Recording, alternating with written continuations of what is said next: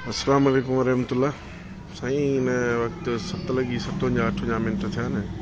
हीअ सोलर जो पिंजरो आहे जेको असां वटि हिते रखियलु आहे। हीअ रखिया आहिनि जेके इहे न ॿाहिरि ई फिल्टर प्लांट आहे उन जा प्लेटूं त हिननि लाहे रखी छॾियूं हुयूं।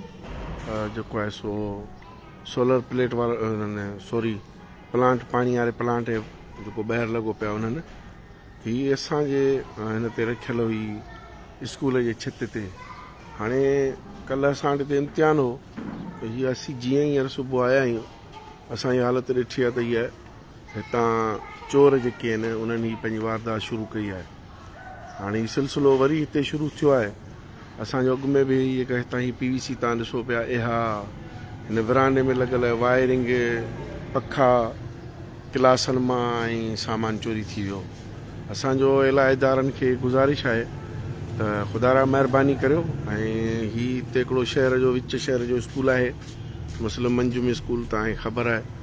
ऐं हिते जेको आहे सो हुअण त चौकी क़ाइमु घुरिजे ऐं हुअण त ईअं घुरिजे त असां थोरो ख़्यालु करियूं ख़ुदि इदारा जेके आहिनि सो हाणे हिते असां वटि हिकिड़ो ई नाइब कासिद आहे जेको सॼो ॾींहुं न सॼे स्कूल खे अहिड़े माहौल खे बि सेट करे थो। चौकीदार त हिते असां वटि रखियल ई कोन्हे। सो असांजी गुज़ारिश आहे त महिरबानी करियो हिननि शयुनि जी मालिकी हाणे इदारनि खे बि करणी आहे। पुलिस वारनि खे गुज़ारिश आहे असांजी त हिते जेको आहे सो चौकीदारी निज़ाम तहत थोरो पकेट पेट्रोलिंग बि करे राति जे टाइम ते। हाणे ही पिंजरा हेॾा सारा पिंजरा कीअं खॼिया हूंदा सोचण जहिड़ी ॻाल्हि आहे।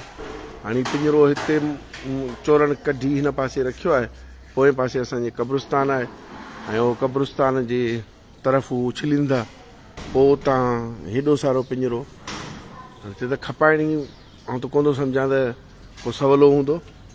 पर हाणे असांजे सम्झ खां ॻाल्हि ॻरी आहे त हीअ सभु शयूं जेके आहिनि सो असांजे हिते लॉ जूं आहिनि ऐं हिन ते एहतियात थियणु घुरिजे। ऐं असांजी गुज़ारिश आहे अहिड़ा इख़्तियारनि खां त ख़ुदा हिननि शयुनि जी जेका आहे सो पुलिस जे तरफ़ां का सारल थी वञे। असांजा इदारा हिननि में सामान पियो आहे ऐं हिन विरांडे में पखा लॻा पिया आहिनि ऐं स्कूल क्लास जेको आहे हुननि जी ॿिया पोज़ीशन आहे। हिते सामान जेको आहे सो असांजो क़ीमती रिकॉर्ड ऐं असासो पियल आहे। सो गुज़ारिश आहे त महिरबानी करे पुलिस हिन में पंहिंजो जेको आहे सो किरदारु अदा करे। असांजी गुज़ारिश आहे त सुभाणे को अहिड़ो वणंदड़ वाक़ियो पेश न अची वञे। अॻु में बि मामला थिया हुआ अॻु में बि हितां मोटर चोरी थिया हुआ असां अच्छा हमरा बि हितां जेको आहे सो ॿधा हुआ ऐं उन्हनि जी बि जेका आहे सो मालिकी कान थी ऐं उहो केस जेको आहे हेड मास्तर हिकिड़ो हुते जेका फीमेल हुई उन हिन केस खे कोन खयो।